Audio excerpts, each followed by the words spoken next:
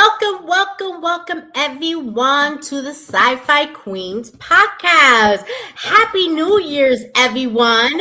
We're If you're new here, welcome to our podcast, and we ask that you hit that subscribe and notification bell so you know when our next episodes are up and what's going to happen, and it will help us grow as well. If you want to support our channel, check out our website. It's scrolling at the bottom of the page, sci-fi-queens.net. You'll find information on the shows, the queens, and a link to our merch store. I am your host, Nita, and with me are my beautiful, my lovely co-hosts, Sarah and Tiffany. So let's check in because it's been a while. Sarah, what's going on with you? What's happening? I'm about ready for this kid to go back to school. Yeah. Listen. Well, it's like the whole week between Christmas and New Year's is just like Twilight Zone because there's no plans, no nothing. You can't really do anything. I mean, you can, but like the days just kind of blur together. Like, Yes, it's just like, absolutely. whoa, what day is it? I don't even know. Yeah. I understand. So And I'm glad to be Tiffany, back. we're all glad to be back. Tiffany, what's going on with you? Loving the hair. You were Thank just you. coming up with all the styles, so talk You to me. know, What's going on? everything is going good. Guys, I started my classes in law school on Wednesday. So Yes. woo, Woo! passed the test, got in, start on Wednesday. So that's exciting. That's about it. I too am ready for my kids to stop eating all the food. And because it's like when they're home, they're so hungry. Even though my Oh kids yeah, are always all home, the but time. it's like there's like a hunger with them. They're like, I need to eat Yes. everything because it's Christmas time. Yeah. Well, it's So kind yeah, of I'm like ready. that. Ready. It's like that thing like when I go to the fridge and it's like, am I hungry or am I just bored? And I think that's Right. what it is with the kids because it's Mine like is, they're am I so hungry or am I bored. Like, might as thirsty? well eat. I'm like, am I Yes, hungry or am I you're thirsty? That's absolutely me. right. Yeah. So we have some hellos going on here. Eric Williamson. Oh, yes. You know we love some Eric Hello. Williamson up in here. How you Yes. doing? Hello, Eric. And we have Oh, thank Kayla you. Yanis saying congratulations. Thank you. We're going to find out more about Kayla later. We got a surprise announcement for you guys a little bit later in the show.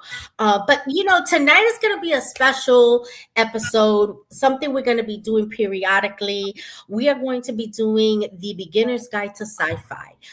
It is, sci-fi is, there's a lot of TVs and movies out there, a lot of genres and subgenres. And we have all this information, but sometimes if you're new to sci-fi, where do you start?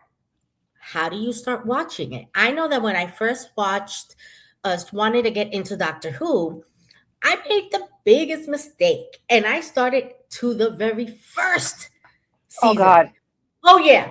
And I sat No, there like, no. I don't understand what's happening. It's black and white. It's Yeah, the old Doctor. It's what? like Yes. it's better to start with the new reboots and then you can go back and watch the classics. Yes. And Then you know what's going I on. watched it and I didn't really quite appreciate it that Doctor Who, and I had stopped. Like I watched a few episodes and I stopped. I couldn't really appreciate it. But then it was a TikTok friend, she's like, nope, let me help you get into Yep. it. And she guided me through how to watch it. And I'm now Yep. able to watch the older ones and appreciate them in a different level, right? Right. Because now I understand what's happening. And I think that that's a lot can be said about science fiction that way. So we're Mhm. going to be talking today about three specific groups. We're going to be talking about Star Trek. We're going to be talking about Alien versus Predator, and about Star Wars. These are the big ones in sci-fi, right? And we're going to Mhm. talk about, we're going to give you a ton of information, but we are going to also give you a guide as to what's the best way to get into it, right? So let's dig right into it. Let's get into it. We're going to start with Star Trek. I'm going to start this off because you know I'm the Star Trek nerd up in here. Don't Star Trek, okay? we know it? Yes, and I love all the captains. I love the diversity. And now an original Star Trek girly, right? I come from the Star Trek the original series. That's where I started watching. But when I started watching Star Trek, there was no other Star Trek but the original series in rerun. Wasn't even happening when it was live. It was just reruns, right? Just Mhm. that's what it was. And we got the movies, and then we got next gen and all of the things. So we're gonna start with a little history and background on, and I'm gonna try to go through this quickly because there are three of us, and we do have a lot of information for you. Uh, and we have here the original series started from 1966 to 1969. It only had three three seasons. That is it. Okay. Mm, And from those three seasons, Star Trek the Motion Picture in yep. 79 came out. The Wrath of Khan in 82, my personal favorite. The Search for Spock in 84. The Voyage Home, The Final Frontier, and Undiscovered Country. And let me tell you something. My favorite, The Wrath of Khan, came out of one episode. Okay, just one episode that they had, okay, on Khan, and it became a blowout sensation. It was that phenomenal. The original series has over 125 books that have been written, okay, for it. And Wow. yeah, that's a I lot did. of I books. I had no idea. Yeah, and they have a Wow. lot of books. Yeah. Personally, I like the series and I like the movies. The books, the author of the books are not as good as Next Generation authors.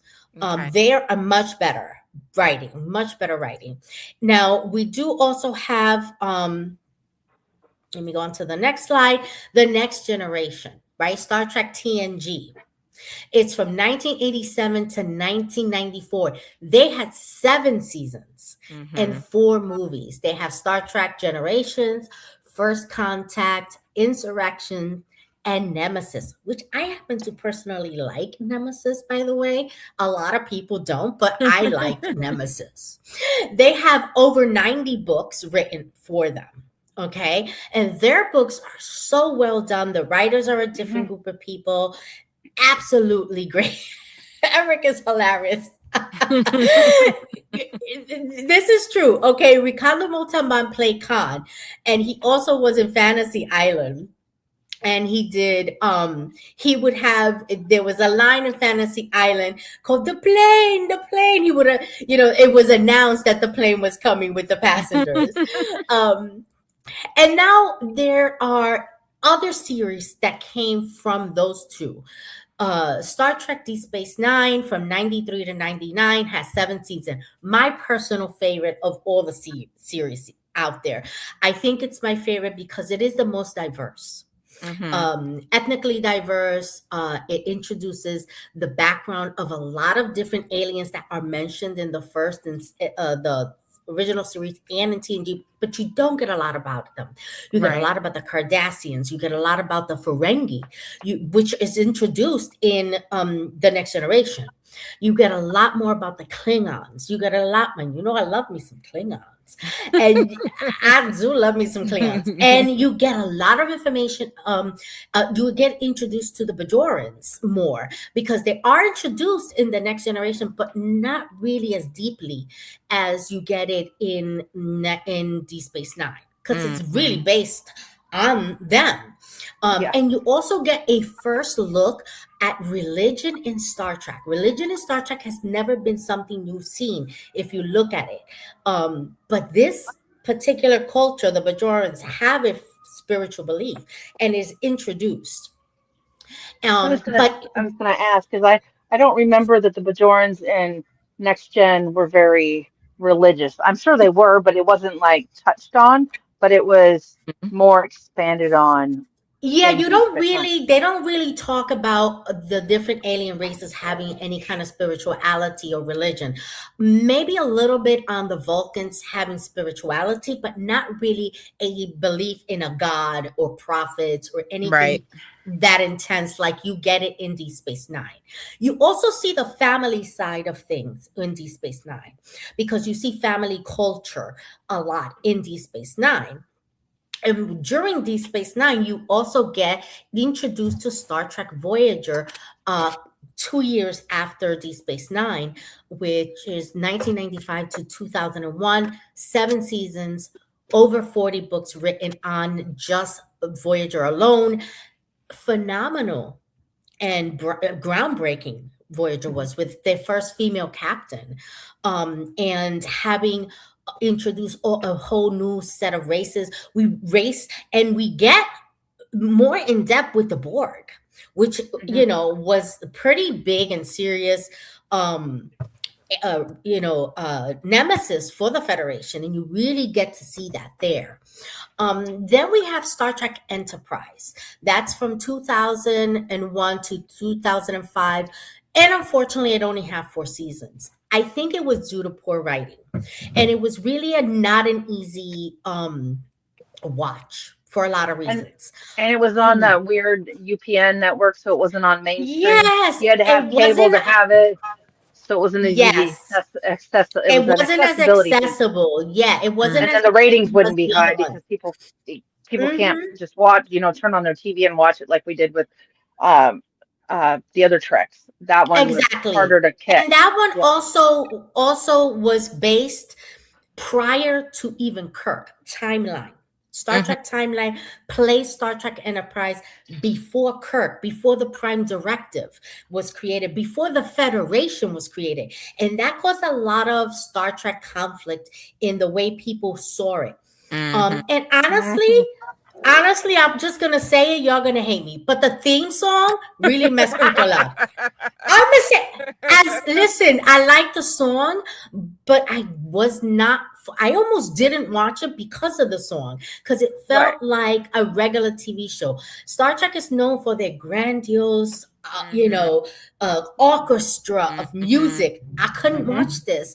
I had a hard time watching it, and back then you couldn't skip the intros like you could do it now. I Right, skip it all right. the time now.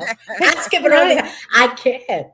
can I make Please. when Discovery started, it almost lost me because it had a similar opening to Enterprise because it had all those line drives. I mean, I grew to like it later, but it was like, I mean, they had the music, but it wasn't like how the other ones you could like through space and you could see what was going on. It was just, it was all, Very different, technical. yes. Yeah, it was more towards like the Mhm. Enterprise. And I was just like, oh Exactly. God, here I was like, But oh you God, know here we what? go again. They got 20 plus books written. Yeah. And as the seasons go, it gets stronger. And the Hmm. writers really do a phenomenal job at creating this space within the Trek universe. Hmm. And but they did play around with a few ideas that I don't think Trekkies were ready for, right? Hmm. Then we got Star Trek Discovery in 2017 through 2024, 5 seasons. People got mad that it was only 5 seasons, but from the beginning they said it would only be 5 seasons, Yeah, yeah, and I Hmm. think that it worked. I know that I love Discovery, and yeah. could I have watched more Discovery? Absolutely, but Yes. Definitely. I think that it worked. I think it Hmm. worked with the five Hmm. seasons because they Hmm. didn't overdo, right? Right. And Yeah. they gave you a diversity of female captains and female Hmm. leads, and just ethnically it was diverse. It was diverse with the LGBTQ community, and like Hmm. it's a phenomenal show. Then Yeah. we got Star Trek Picard. That really was intended to be a short series of three Right. seasons, 2020 to 2023. And some people were like, oh, well, that was like, a reunion. Well, yeah, that's exactly Yeah. what its Yeah. Yeah. intention was. Yeah. It Especially was season To one. give us always. some closure for, Yeah. For them. yeah. Yes, Yeah. that was the thing. Back in the 90s, there was really no closure to Right. a lot of the characters. It kind Right. of just ended. Yeah. And this allowed for closure. Yeah. Well, I And mean, I It we did. got the movies, but even with the movies, you still don't know. what happened after the movies. Yes, Right. So yeah. absolutely. I Because think that they brought Worf into the movies, and people were wondering if they were going to, because he was now in Deep Space Nine, which had no movies. So they mm, were wondering, how are they going to bring that in? And I think they did a good job. But this allowed for closure for each character's life, because mhm. it really, in the next generation, it kind of left it kind of open, which I think it was intentional because they wanted to bring the movies, but they didn't really close it very well in the movies either, which was, No. and now they already have 4 books under their belts. Mm, Okay. Now we have Star Trek Strange New World from 2022 to present. It has so far 3 seasons. It is intended, I think, for 5 seasons. So we Yeah. have another 2 seasons with it. And this is set before Kirk was even captain. And I think that with this, they're doing a better job at doing that pre Kirk Hmm. mhm. storyline that Enterprise got. And I think the writers doing really well with that, I think Well, it it's this has like, a and lot last, they've already with filmed the and finished the final episode because they know where it's going. So I know that hmm Devin was telling me about that they finished that one, so they know. I mean, they have to, yeah, because yeah, we got to transition exactly. somewhere. Exactly. I think that we're in Sorry to the interrupt. shorter season of era of TV watching, right? Yeah. mhm. And now we're going to be getting, in January 15, we're going to be getting another Star. This is the Star Trek era. I feel Yeah, like this I is think the it Star comes Trek from era. it's from Discovery. I think when Yeah, Yep. Discovery came out after 20 years of no new Trek, and Discovery came out yeah, and invited new Trek watchers into it Yeah. to go back and tell the yes. lore and get everything. And it was such a different, hmm like more advanced, of course, because everything's more advanced now. They can do so much more than they could, even though Absolutely. they pushed the boundaries of what you could do on space TV so far. Um, but just Yes, having Discovery come, and then with Picard, like you said, it was a reunion series, but only season one really was really the reunion. The rest of yes, it was really Picard's farewell. It was really, like yes, I said, the wrap up of the stories, but really season one was really the reunion season. But I absolutely. loved Picard so Yes. much. But Yes, I did. And I not every episode was great, but no, it all I still together, watched it. yeah, yeah, all All together together, as a whole, I think was good. yeah, Now we're going to get Star Trek, a Starfleet Academy is going to be set in the yeah, future. That's January yeah. 15th. And Eric brought up a good point, which I made a mistake, and I do apologize to the viewers.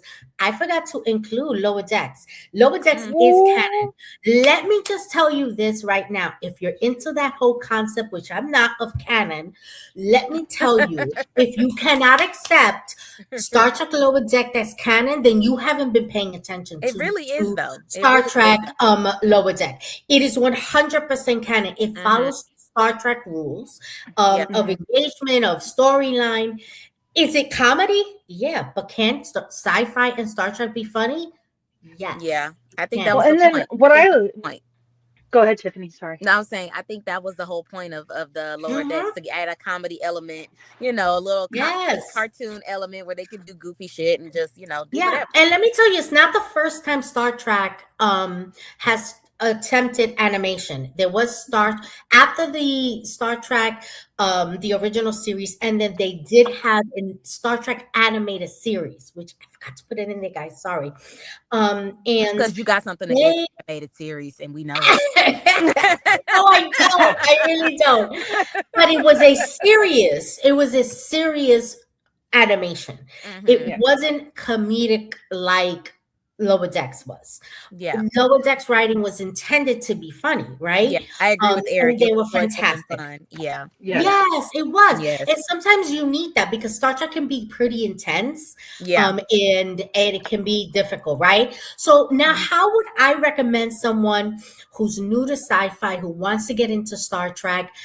I would say set aside Star Trek, the original series, and the animated series just for right now.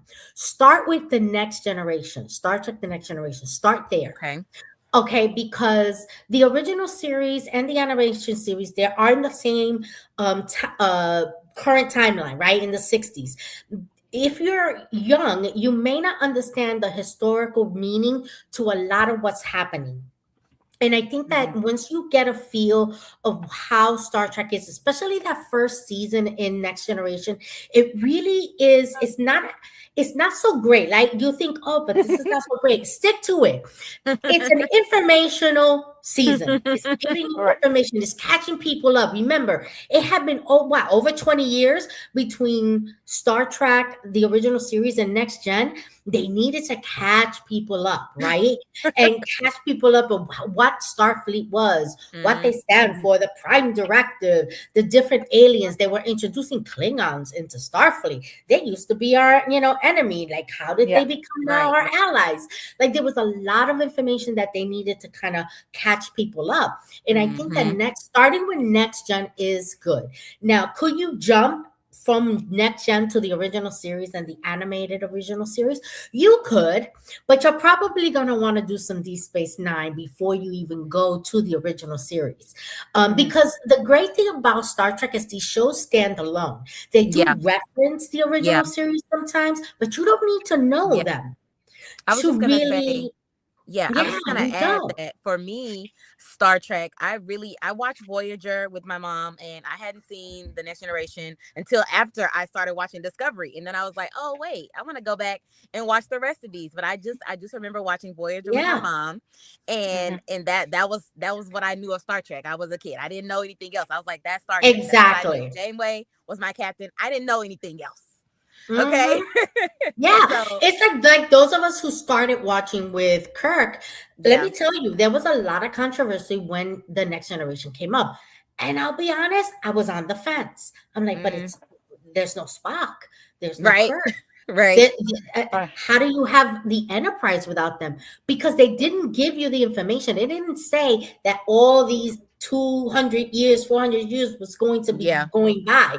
They Yeah. just said, we're going to get another series. Here you Boom. go.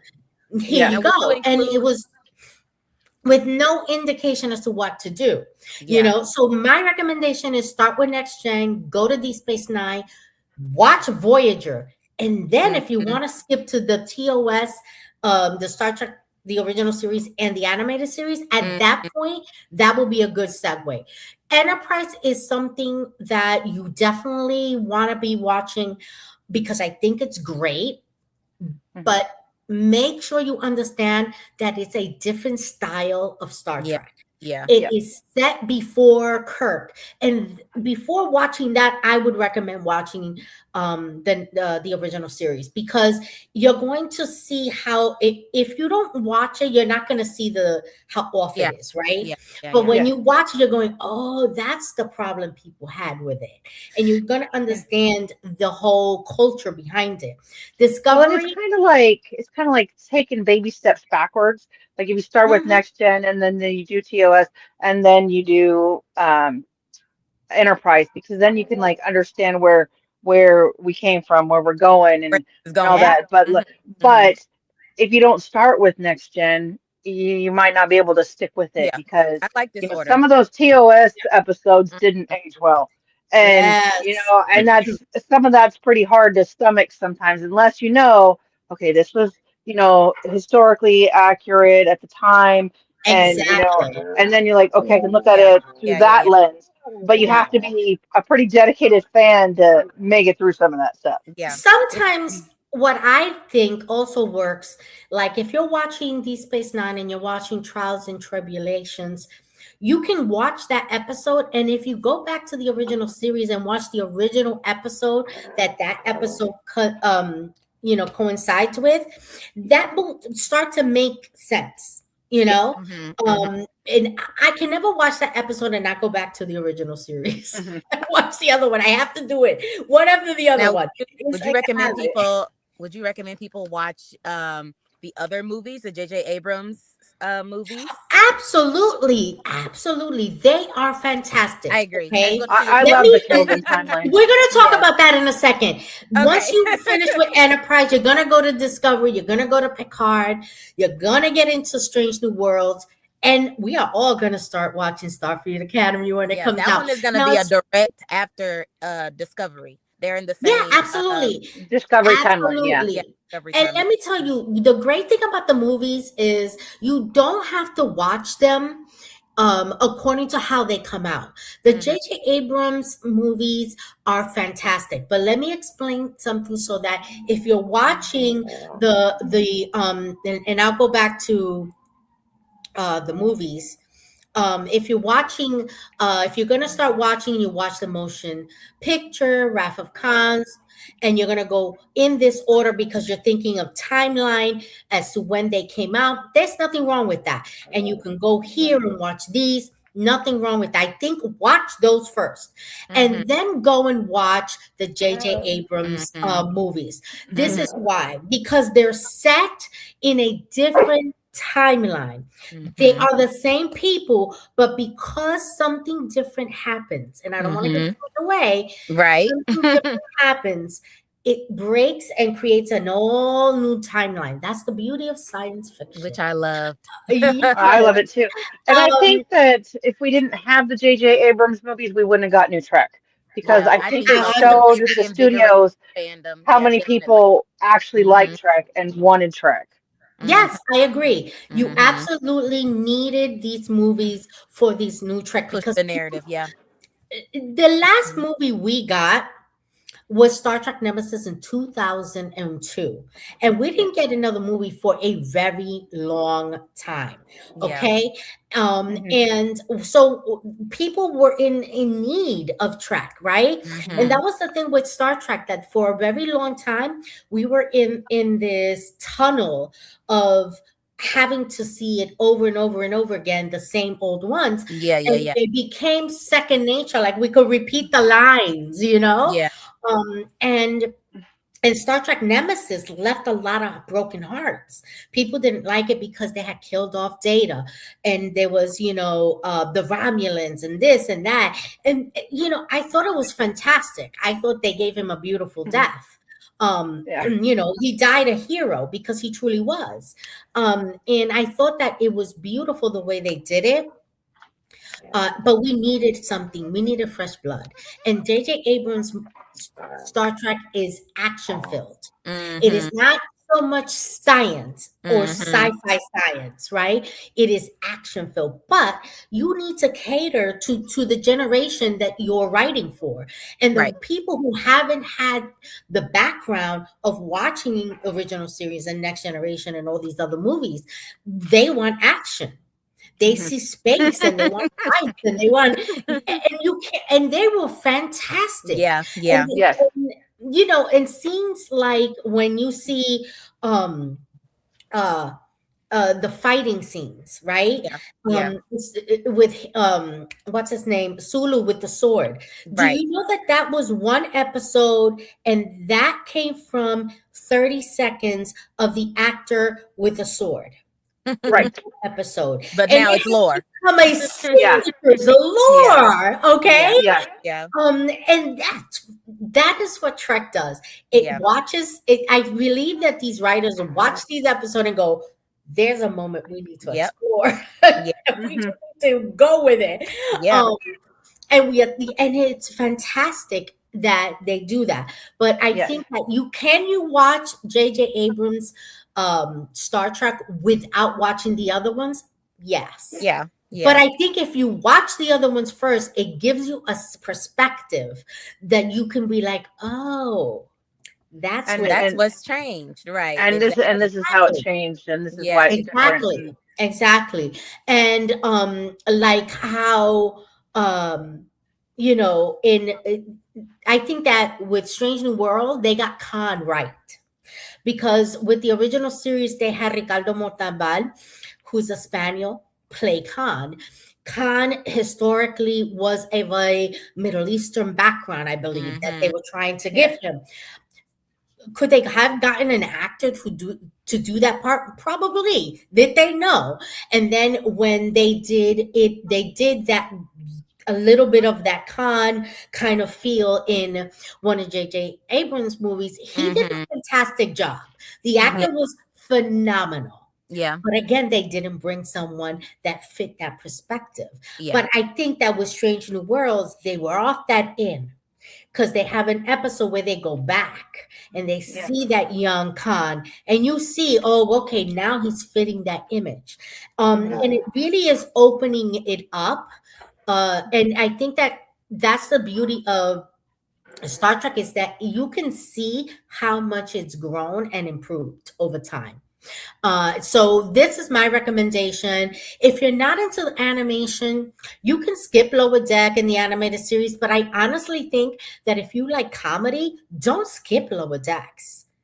Don't. The animated series, it was good, but it really was just the Star Trek, the original series in animation form.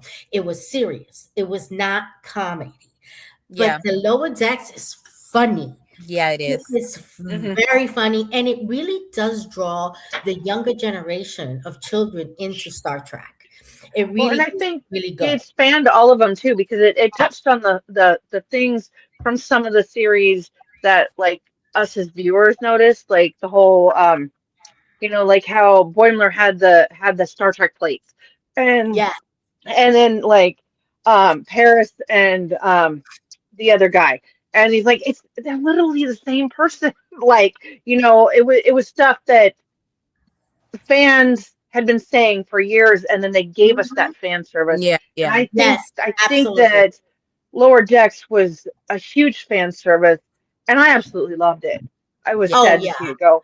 It is phenomenal. But we're going to move on to Sarah's segment of aliens. Now, Sarah's going to split this up for us because this is something we're going to redo with another Hmm. set of Mm-hmm. Beginner's Guide to Sci-Fi. genres. Mm-hmm. Yeah, Yes. Mm-hmm. But Sarah's going to take hers and split it in half, and she's going to tell yeah. us a little bit about what's going on here. Before I show the list, talk to us. Okay, so this is a very expansive universe, so I'm only going to address the Alien movies tonight, and then we'll save the majority of the Predator movies in the Predator universe um, for next time because it would have been too much for me. Sorry, you guys took on these huge projects. I'm like, I'm going to split mine, but that gives you guys more It's time. okay. But I'm going to present them. I think, if you're coming into it and you're going to start, yes, I know, thank you, sir. Um, if you're going to come into the alien universe and you're coming into it cold, I know there's some people that are traditionalists and want to watch movies in release order, but I am a timeline girly and I love consistency and being able to, even if the movies are older, being able to watch them in order. I mean, I'll go back and watch them in release order later, but I like watching them, you know, as they go through because then you can kind of see how it evolves. So this is my Yes. list, and I'm going to give you a little rundown of each of them. I agree. So we're going to start with Prometheus, and it starts in the year 2089. Archaeologists discover a star map among ancient human artifacts here on Earth. They interpreted this as an invitation from the engineers, an advanced extraterrestrial race they believe created humanity. The expedition mission, funded by the aging billionaire Peter Weyland, travels aboard the ship Prometheus to a distant moon, LV-223, in 2093. While most of the crew seeks scientific or spiritual answers, Weyland secretly has ulterior motives, because he always does. Um, and then next is Covenant, which is very shortly after, it's only 10 years after Mm-hmm. Prometheus, and it's set in the year 2104, 11 years after the Prometheus mission. The film follows a different colonization ship, the Covenant. While en route to a distant planet, the ship is damaged by a spatial event. While doing repairs, the crew intercepts a rogue human transmission from a nearby habitable planet and decides to investigate because, of course, they did. Upon arrival, they find a seemingly idyllic world ready for life. Covenant takes place roughly 18 years before the events of the Alien movie. Okay, next is in the timeline is, hold on, my notes just scrolled out of the way. Is Alien Earth, the TV series, and I haven't watched this That's yet, so so I'll give you. good. That's Ah, this weekend. I had to finish Stranger Things first, you know. So I'll hit you girls up when I get it. okay. Um, but what I got is set in the year 2120, approximately 2 years before Alien. This Hmm. show follows the arrival of an extraterrestrial threat on Earth following a catastrophic spacecraft crash. The Ming Maginot, a deep space research vessel owned by Weyland Yutani, of course, crash lands in a territory controlled by its rival, the Prodigy Corporation. The ship carries dangerous extraterrestrial specimens, including the classic xenomorphs and four other lethal new species. And then I left it there because I haven't watched it, so I can't give any other information. Um, and next we have Alien, which was released in 1979, but it takes place in the year 2122. The Nostromo's AI computer, which Nostromo is a deep space recovery vessel. The Nostromo's AI computer mother awakens the seven-member crew from stasis to investigate a mysterious signal from a nearby moon, LV-426. While exploring a derelict alien spacecraft craft on the moon, crew members discovered a chamber filled with leathery eggs. One egg hatches and a parasitic creature, aka the facehugger, attaches itself to the man's face. Back on the ship, the crew attempts to navigate this new threat. The creature rapidly matures into a lethal xenomorph, stalking the crew. The ship's android has a secret directive from Weyland Yutani Corporation to the detriment of the ship and crew. I was trying not to give too many spoilers, but and leave the ends open. I mean, obviously the storyline continues because Right. so something happens.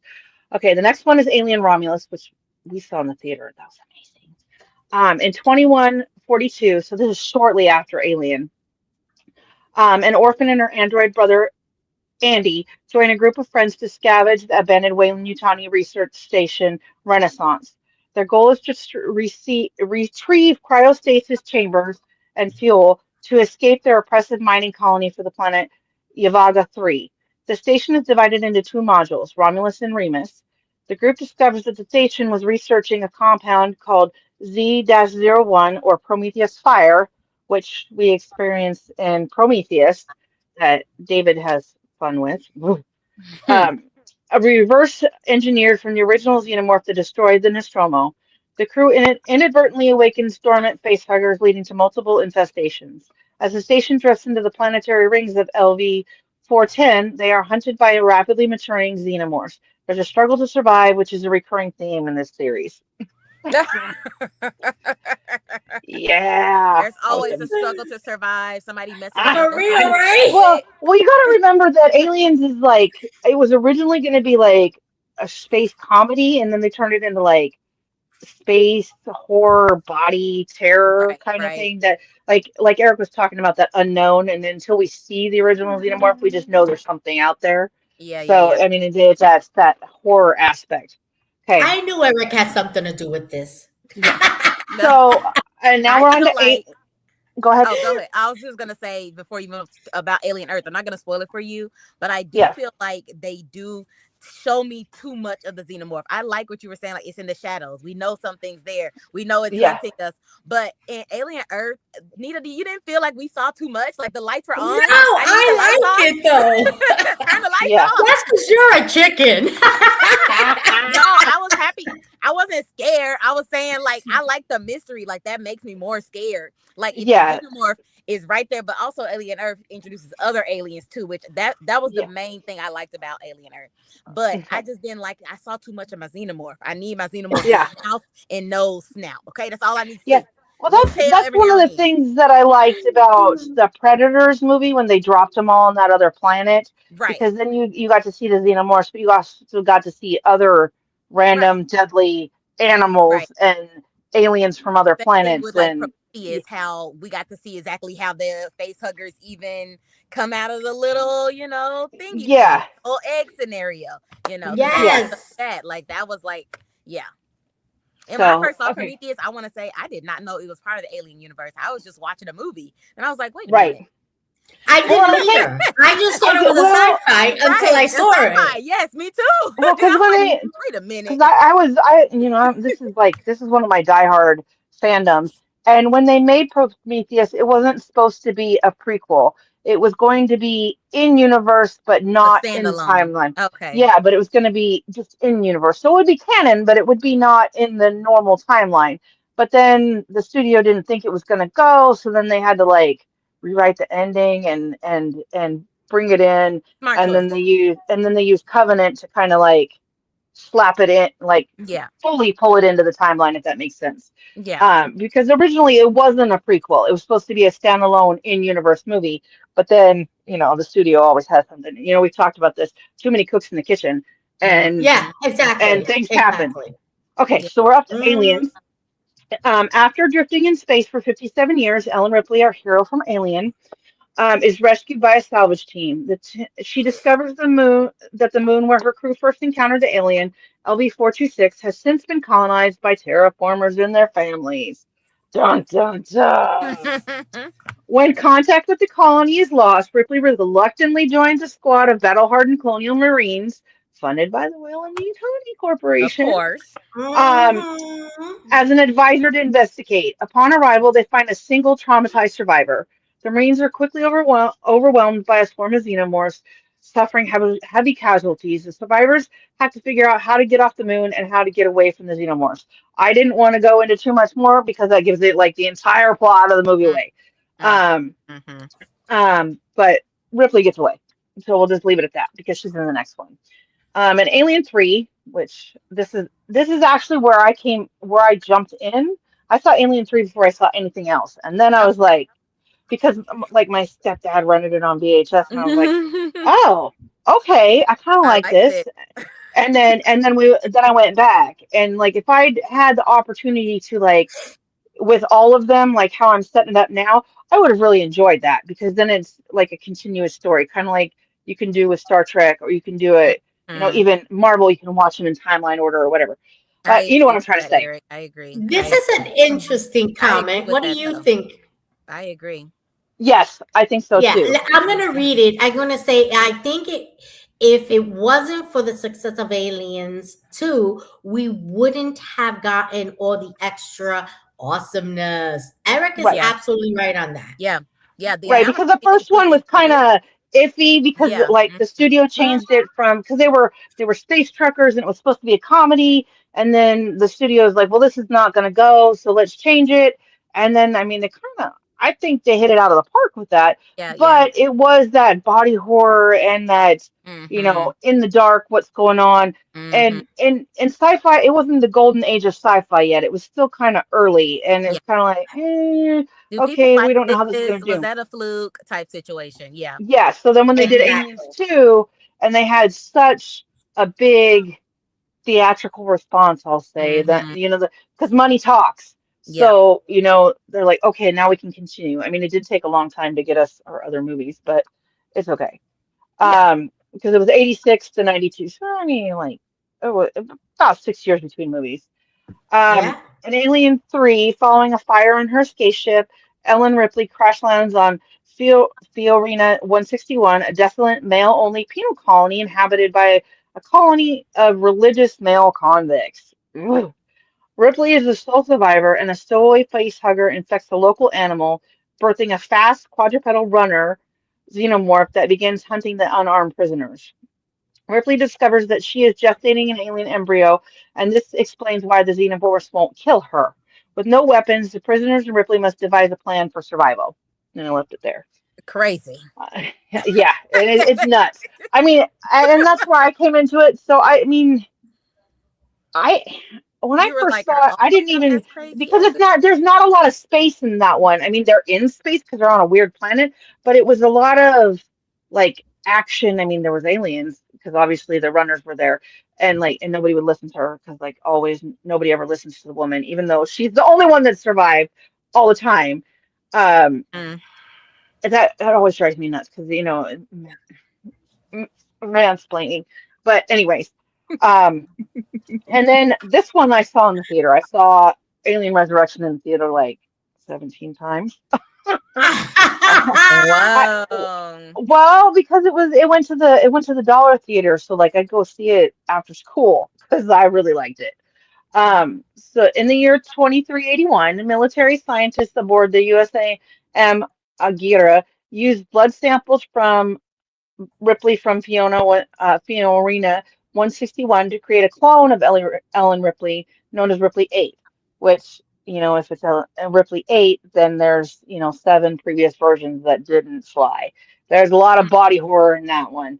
Um, their goal is to extract the alien embryo that she was carrying on the penal colony. Due to DNA cross-contamination, Ripley 8 possesses enhanced strength, acidic blood, and psychic connection to the xenomorphs.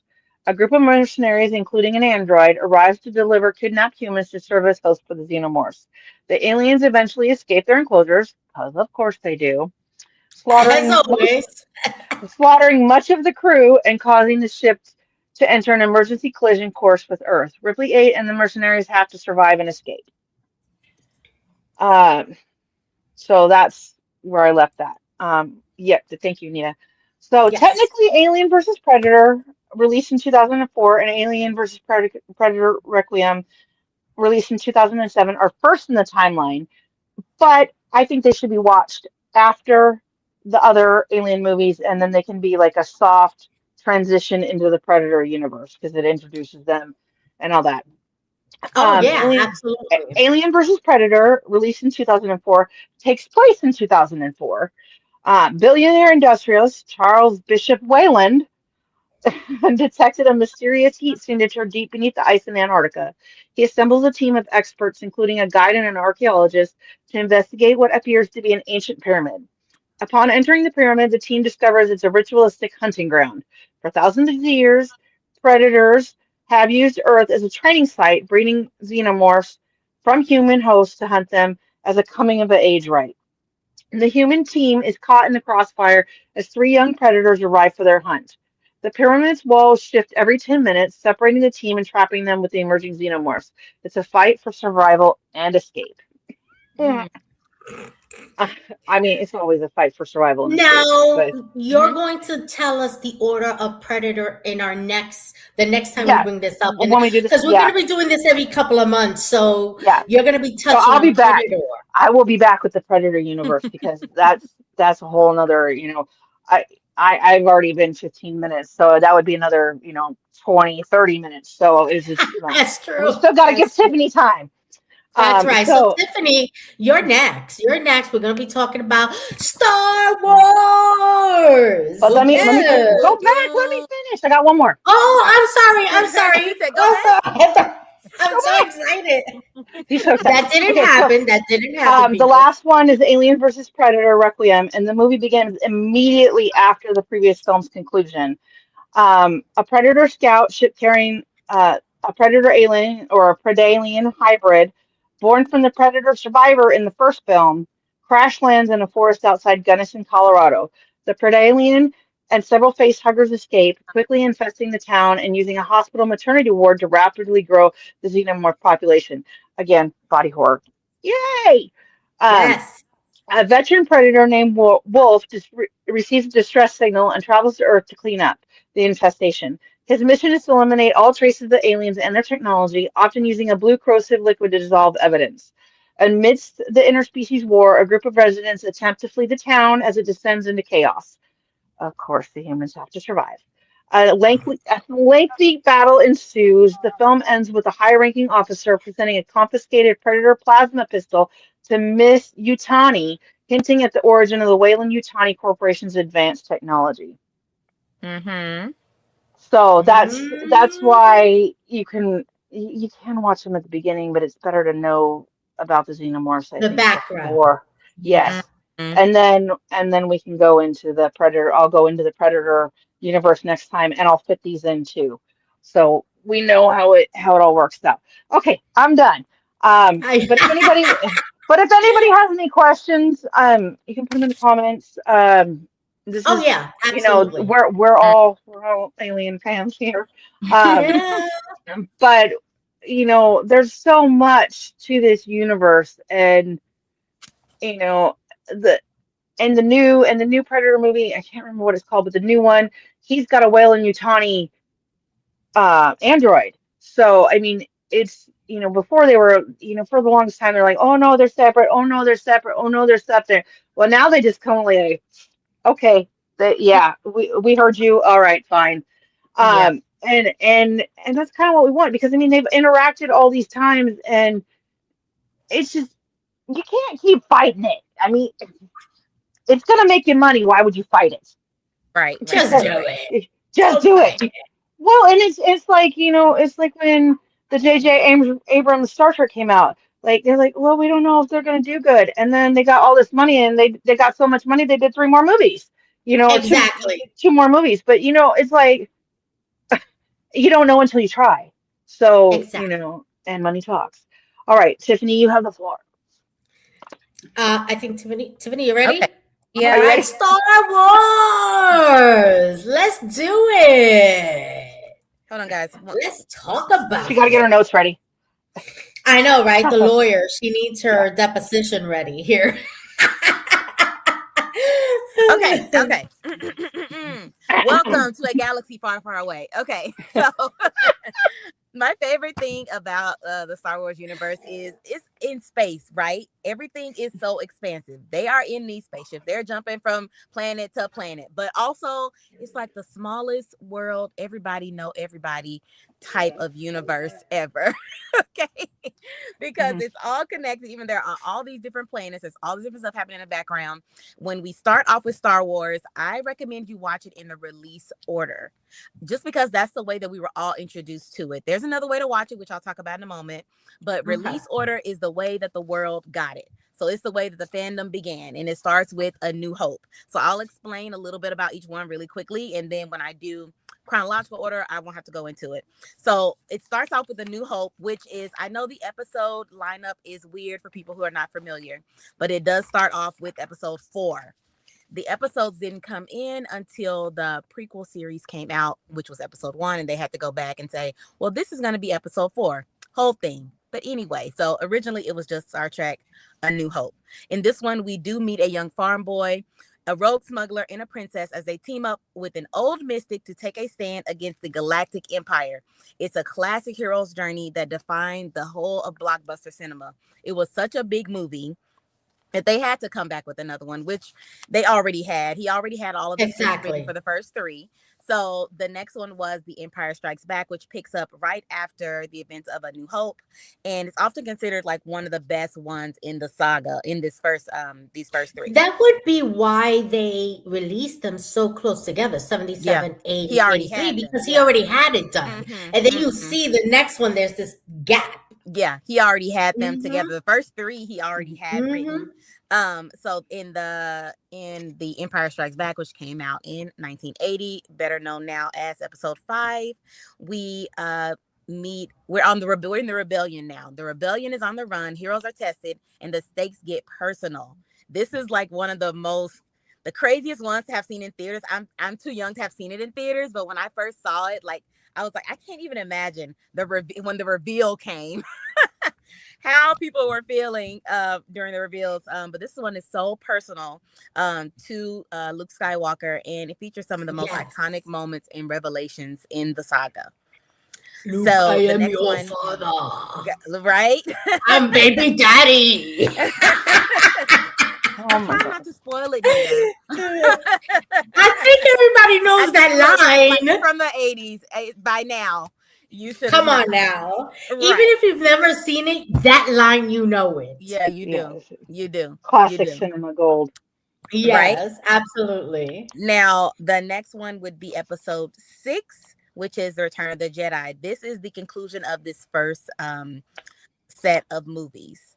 And this is the final showdown with the Empire, a rescue mission, and a battle for a father's soul. It's a story about redemption, hope, and the power of friendship. This one really like made you sad that it was ending, because of course in 1983 they didn't know that George Lucas was going to come out with any more Star Trek. They were like, this is it, you know? Yeah. I mean, Star Wars, sorry. This is it.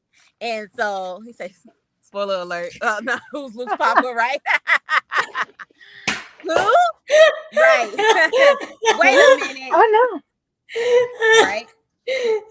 But yeah, so after the original 3 movies, next came what we call the prequel movies, which is where we go back in time and we start from the very beginning. This happens before the events of the first 3 movies, and we start with the Phantom Menace.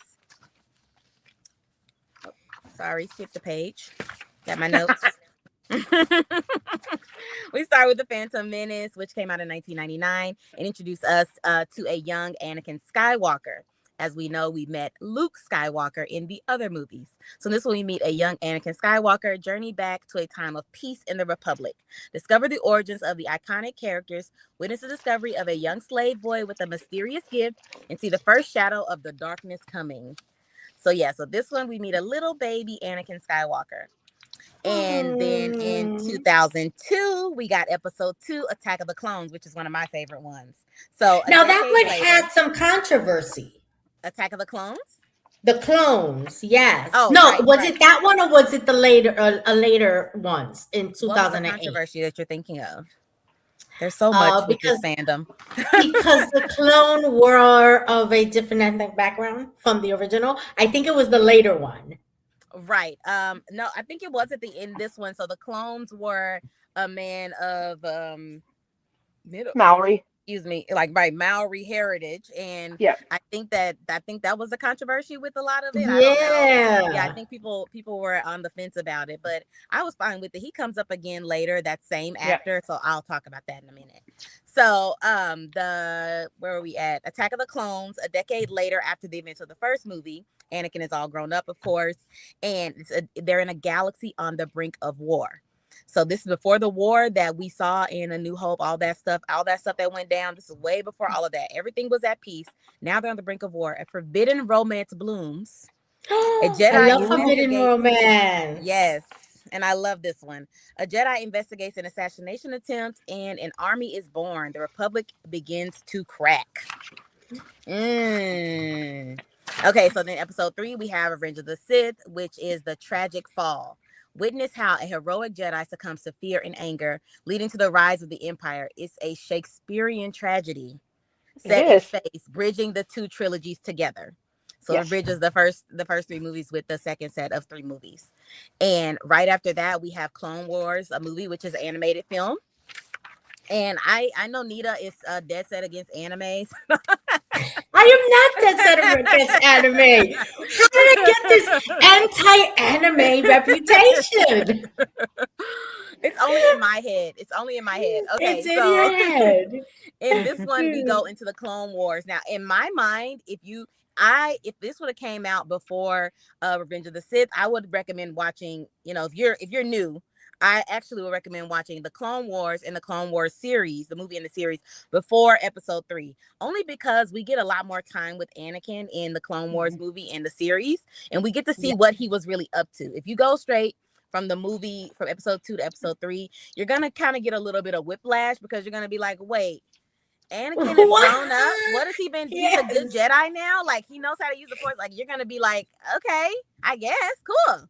Magic wand. You're I like, mean, okay, cool. Yeah, sure. He could. Yeah, he's good now. He's sure. But if Okay, you watch the yeah. Clone Wars, you get a lot more time with Anakin. You get to see him raising up his own Padawan. He was Obi-Wan's Padawan, but he gets to raise his own Padawan in Ahsoka Tano, which is my favorite Jedi. He raises her up and shows her, the ways of the Jedi. You get to see really how their relationship goes, how things end, which is important if you're gonna watch the Ahsoka series, which I'll talk about in a minute. So I think Clone Wars, the series, is a very, very good watch for right between Attack of the Clones and Revenge of the Sith. Okay, so next we have, because in that one, like I said, we get to get a lot more of Anakin. And then we have Rebels, which follows this is still during the dark time in the galaxy, follows the crew of the Ghost, and they stand up for people who can't stand up for themselves, which is also a great watch if you're going to watch Ahsoka. It's so relevant. These characters cross over into live action now. So if you're a person who doesn't think like, oh, I can't watch an animated, especially since the Clone Wars and Rebels were like on, I think, Cartoon Network or something like that. I think they're on like a kids network, or what you would consider a kids network. I still think it's so relevant to watching if you're going to be in this universe, because it keeps you in it, and it's fast moving. We get to meet a lot of different characters that we meet later on in the TV shows, the Mandalorians, all of that. Clone Wars. You see what Rebels. You started here, Tiffany. Look at what Eric said. Nita immediately starts squishy little anime characters behind. Yep. This is the new lore for you, Nita. We're starting a backstory. Nita hates anime. We're giving you a backstory, okay? This No, is a backstory for you. that's the worst backstory ever. You know what it is? She watched Full Metal Alchemist, and yeah, she was done. I love Uh-uh. anime. Uh-uh. I love All right. anime. No, You did I'm sure right. Tiffany knows what I'm talking about. Stay on track, ladies. All right. Or we'll be talking about Pedro Pascal next. All right. So, Woo! which we will get to in a moment. Always got to rope You Pedro know in. you can't. You know you Okay. can't talk about Pedrito in here. Next, we're gonna move on to the next set of movies, which is the sequel trilogy. Which no, Yes. go back one. Oh, go back. The, Go the back. Go sequel back. Okay. trilogy starts with Episode 7, The Force Awakens. This is 30 years after what happened in the original trilogy. So remember, they're out of order. So 30 years after Return of the Jedi, we get The Force Awakens. A After new the one with the generation of heroes. Ewoks. Right. A new generation of heroes, a scavenger, a defected soldier, and a legendary pilot rise to face a mysterious threat from the ashes of the Empire. So at this point in history, the Empire is on its last little leg. And then we're going to move to, I think Rogue One is next. I don't Yes. think I put it in right. Okay, yeah. So Rogue One. And so we're gonna go on to Not yet. not yet. Okay, so Rogue One happens in between. They released it right after The Force Awakens. I'll talk about where it falls in a minute. It's a gritty boots on the ground war film. It follows a group of unlikely rebels and a desperate mission to steal the Empire's ultimate weapon. It leads directly into the events of A New Hope. So this one is leading directly into the first movie. All right, and then the next movie is The Last Jedi, which is my probably least favorite in the entire Really? franchise. Yes. Let me get my notes on The Last Jedi because And are you guys seeing what Eric is now writing about me? Nita the anime slayer. he's making sure that your lore sticks. He's I making sure that it know. sticks. So in Return of the Jedi, it's the final the epic conclusion, the final showdown with the Empire, a rescue of Return of the Jedi, the epic final showdown with the Empire, to rescue Luke Skywalker while new leadership challenges old ways. This film deconstructs and deepens the myths of the franchise. And then Rise of Skywalker, which is on the next page. Next page. Mhm. Oh, Solo. I'm coming. Solo first. So Solo is a space western heist film. Discover how a young idealistic Han Solo meets Chewbacca, won the Millennium Falcon, and became the galaxy's most famous smuggler. I love this one so much. I love Chewbacca. Love it so much. Chewbacca is great. Star Wars Resistance is another animated series. After being recruited by Poe Dameron to join the Resistance and spy on the First Order, all words that will make sense to you once you watch the series. I know. First Order, Resistance, craziness. Kaz and BB-8 find themselves stranded on the Colossus and in over their heads. And then Pedro Pascal comes in with the Mandalorian. After the fall of the Empire, a lone Mandalorian, who we learned about in the Clone Wars series, makes his way through the lawless galaxy with his foundling Grogu.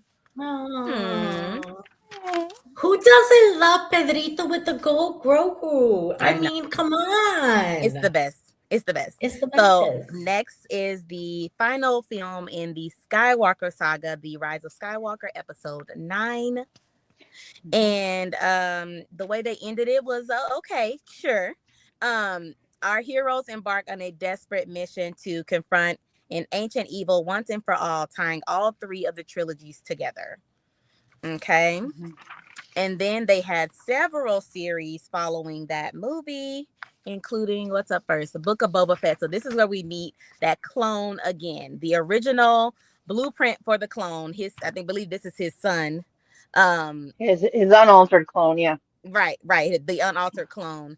Boba Fett goes off and reinvents himself on Tatooine. He no longer wants to be a gun for hire. He wants to reinvent himself.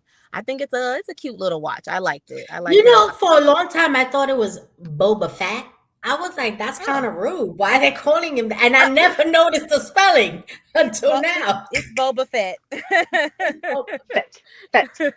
And then we have the Bad Batch, which is another animated. It follows an elite group of clone troopers as they navigate the immediate aftermath of Order 66, which is the order given in Revenge of the Sith to execute. I mean, to execute the Jedi. So this is Yes. what happens right after that order, and then we have Solo. Oh no, we already did Solo. Yep. What do we have next? Obi-Wan Kenobi. Obi-Wan Obi-Wan, baby. Kenobi. This one follows the legendary Jedi while he's in exile. He's watching over a hidden hope while being hunted by the Empire's forces. And there is a showdown, not to spoil it, but there is a showdown between him and Darth Vader in this series. So good. It's so good, guys. Mm-hmm. you have to see this because, of course, as we know who he is to him. So there's a Yeah. showdown between them after this is their first time fighting since what the events that went down when he became Darth Vader. Okay. Well, and it also bridges the gap of how he became, the one who from episode 3 to the Mm-hmm. Obi-Wan in episode 4, how he Yeah.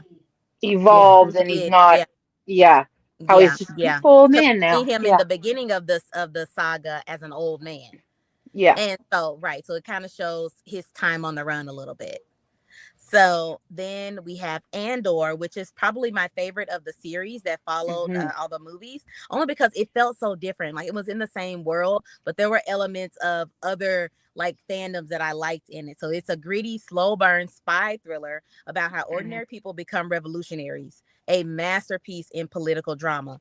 So I think that to watch any of the other series, I think this one is a must watch first. Hmm. I love this one. And Next doesn't it is doesn't it go right into I'm gonna talk about that where it goes okay, right into next. yeah. What's next? Tales of the Jedi. So Tales of the Jedi, Tales of the Empire, and Tales of the Underworld are all anthology series. They are each episode is different, and like Tales of the Jedi follows a different Jedi.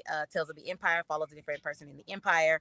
In the Underworld, it's all about like the dark underbelly of Star Wars. So they're anthology animated series, and then Ahsoka. But it picks up right after the events of I can't remember. I can't The remember where it picks up Mandalorian, at. I think. Right. It's in the same timeline as the Mandalorian. Yeah. Former Jedi Ahsoka Tano investigates a new threat that could lead to the return of a legendary enemy from a distant galaxy, and they get more into that in season 2. But if you've seen the Clone Wars and the Rebel series, you already know who she's talking about. But her good old enemy. So the last one is two more. The Acolyte, which a lot of people didn't like, but I liked it. I I liked liked it it too. too. I liked it too. I found that people didn't like it for a lot of, you know, reasons. People Political don't like reasons. stuff. Yeah.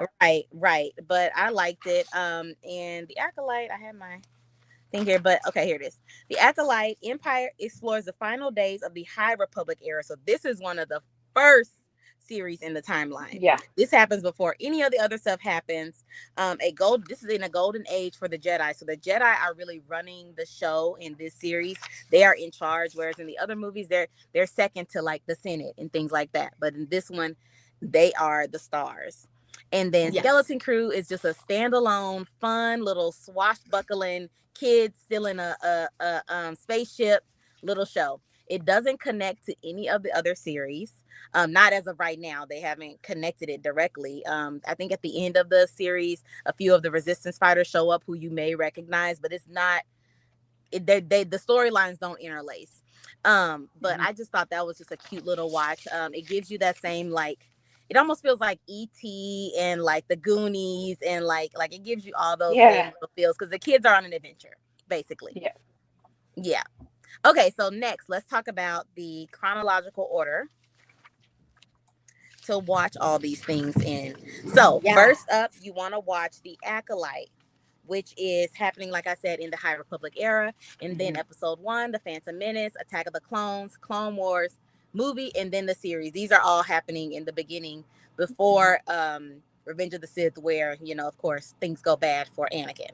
And then Tales of the Jedi, which really happens in Tales of the Jedi, Tales of the Empire, and Tales of the Underworld. You can really watch anytime. Like I said, they're anthology series, and they go back and forth in the timeline. So you can watch them at any point, but watch it right after the Clone Wars, sure. Then Revenge of the Sith, Tales of the Empire, Tales of the Underworld, The Bad Batch, Solo, Hmm. which shows a, of course, a young Ben, sorry, my cat, which shows a young Han Solo. So you really want to get that backstory. Obi-Wan Kenobi. Yep. Next, did I have another one? Yeah. Yep, you do. All right, so then Andor goes right into Rebels and Rogue One. The events of Andor, the ending is right at the beginning of Rogue One. So I Yeah. think, right, if you watch Andor, then watch Rogue One, perfectly fine. Also to mention, let's say you're a person who doesn't have time to watch all this, which I don't know why, but if you're a person who doesn't have time to watch all this, and you just are like, oh, Andor sounds really interesting, you can watch Andor without knowing anything else really, except that he is, because they're going to really explain it. They're going to explain Yeah, why they he's do. doing what he's doing, so they're going to explain it. You can watch Andor and then watch Rogue One and be perfectly fine if you don't want to know anything else. You can watch the first three movies. Well, you can watch the prequel era movies and be perfectly fine if you don't want to know what happens next. That's why they kind of segment them in different story groups. All of this is part of the Skywalker saga, but they separate them. So after Okay. Rogue One, if you want to watch the other, you can watch the next New Hope, Empire Strikes Back, Return of the Jedi, and then The Mandalorian, which you can also watch standalone. You don't need to have any other background other than they're in space for The Mandalorian. It's helpful because you get to see a lot of, callbacks to other series and, the robots and things like that, but you don't need it. So if you don't have a lot of time, you can watch that one standalone. Don't think you have to watch all of this before you watch The Mandalorian, especially with the movie coming out. So if you want to watch The Mandalorian, just watch it. Book of Boba Fett Wait, as there's a well. Mandalorian movie? Yeah, there's going to be a movie. Is you know who? Could it be Yes, part of he's this going to movie? be there. Uh-huh. He's going to be there. He's going to be there. So if you want to just watch that because you want to watch the movie, you can just watch The Mandalorian without watching any of this other You stuff know first. Pedrito's watching us, He's right? watching. He knows that He's we're supporting him. watching. Maybe he'll take off his Absolutely. mask again. We don't know. We I don't know. know. We don't know. Book of Boba Fett is in the same world as the Mandalorian. Like, they're all in the same world, obviously, but they intersect. Those two do intersect a lot because the Mandalorian does show up in the Book of Boba Fett a lot. It's been called another season of the Mandalorian several times. He's there a lot. So if you like the Mandalorian, watch the Book of Boba Fett. Ahsoka, you don't have to watch anything else to watch that unless you really want backstory, because they're going to explain everything in that one too as well. Hmm. Again, Skeleton Crew is a standalone. You could just watch that. But I would recommend watching all of these to get the full picture of the whole galaxy. Like I said, it's a huge galaxy, but it's so Yeah. small because everything's happening so centralized. Star Wars Resistance, and then the final movies, The Force Awakens, The Last Jedi, and The Rise of Skywalker. As of now, the only new thing they have coming out is the Mandalorian movie. And then there's a lot of chatter about more TV series, but Eric is a right, troublemaker. for real. I'm not saying Yeah. watch it today, but I'm saying your life won't be complete until you do. Oh! I'm saying you are missing a very vital part of your core as a sci-fi person if you don't start from Hmm. the very top and watch every single thing. You could probably fill an entire month with watching just Star Wars, and then you will be an If Yes. not instant more than fan. that. And then Yeah. right, and you would be Probably an more than instant that, fan yes. with just the seasons of the Mandalorian alone. And then because I think there's like 3 seasons, so you can do 30 hours of the Mandalorian, and then you could do That's a good lockdown kind of series. Like if yeah. you're I'm just locked saying. Yeah. I'm just to saying. another You could Yeah. really dive in and become a mega fan overnight. Yes. Literally, don't, just because this has a lot going on, you don't have to feel threatened that you can't start and people are going to say you're so new. Whatever. Every fandom has this toxic side. You'll learn that as a Well, new person in sci-fi. and But I think that Andor actually brought more fans in. yeah, because it was so That people, different. It was so yeah, it was different. so different, and it wasn't shoved in your face. It's like, Yeah, okay, what is this? It it was a wasn't little like, bit. oh, It was like Jedi. Star Wars light, and then you Yeah. get Mm-hmm. into it at the end. But it wasn't Mm-hmm. like Mm-hmm. how all the other ones. I don't All in know. one day, right? Yeah. I'm telling you, I watched all. I watched all of Andor in probably one sitting. When the the final season came out. But you can watch all of this in one day. I agree with Eric. Let's just buckle down. Let's just start in the morning and just get And do into it. nothing. Forget Do your nothing chores. else. Don't move from your position. Have it already teed up. You can watch every single one of these on Disney Plus. So you ain't got to Yes. change. You don't have to change your streaming service. Just sit on down. Turn Yeah. it on. Watch it all. But yeah, but I love Star Wars. Hopefully we introduce new people to it. I know it's a lot to get into, but it's worth it. Absolutely. I mean, and we're going to be Yes, and doing I some agree. more Some of the video games fandoms. and comics also help understand the Star Wars universe better. I agree with that. I agree. Yeah. Because they are Yeah. interconnected. Yes, very much. Yes, absolutely. Yeah. I They Mm-hmm. like are. the Jedi Survivor. I really like Yes, that one. yes. Yeah, or an Outcast, I think it was, and even the old Knights of the Old Republic and Mm-hmm. there was a Jedi game on Knights the of the Old original Republic Xbox. really gives you a lot of backstory. Yeah, Backstory. Yeah. Yeah. But Yeah. we're going to be doing this again. So keep out a watch because we will let you guys know what we're going to be touching on, what we're going to be reviewing, Yeah. and how we're going to guide people into better understanding of each of the fandoms that Mm-hmm. are out there in science fiction. Now, we're coming to a close, but before we come to a close, I have an announcement to make. A very, very, very, very special announcement. It's been itching all day to make it. Dude, we got a new sci-fi queen joining the team. We got a new sci-fi queen and we got a new podcast that comes right with the sci-fi queens. Mm-hmm. It's Sci-Fi Queens Edición en Español, Spanish edition with Kayla Yanis, who happens to be in our comic session. Okay, we're going to be bringing sci-fi podcasting in Spanish to the Spanish speaking community, talking to Spanish speaking authors, to Latinos of sci-fi. And we're going to do a whole thing on our own. It's going to be once a month. We're going to start it sometime in March. The date and time is to be announced. It's going to be pre-recorded. And yeah, we're just going to add to our growing network of sci-fi queens. yes. She is amazing. We did an interview with her. She was the last interview of 2025. So go back Mhm. and watch that. She is fantastic. She was amazing. And yeah, she's such a sweetheart. And we are going to be doing this, and we're going to actually meet tomorrow and kind of iron out all the little tiny kinks. And yeah, so we're going to be bringing you Yes. Sci-Fi Queens Edición en Español. So if you don't know Spanish, just watch. You'll learn Spanish. You'll eventually pick it up. But if you know someone who speaks Spanish that's into science fiction or wants to know more about science fiction, let us know. Let them know this is coming up. I'm going to be keeping everyone posted on social media. Once we have all the specifics, it's going to be a lot of fun.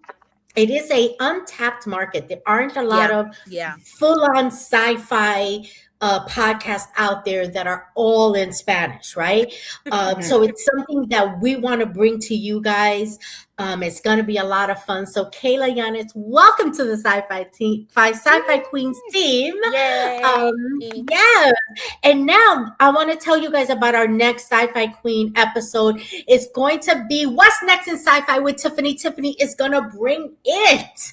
She's going to tell us what's going to happen next in TV and movies. She is going to do that on January 23rd, 9 p.m. Eastern time. She's going to catch us up. You know, she is the Reader's Digest of science fiction here. You know, the TV guide of it all. ¿Dónde está la biblioteca? Eric is that's his only. Eric, you have to watch it. That's the only thing you have to write in the comment section.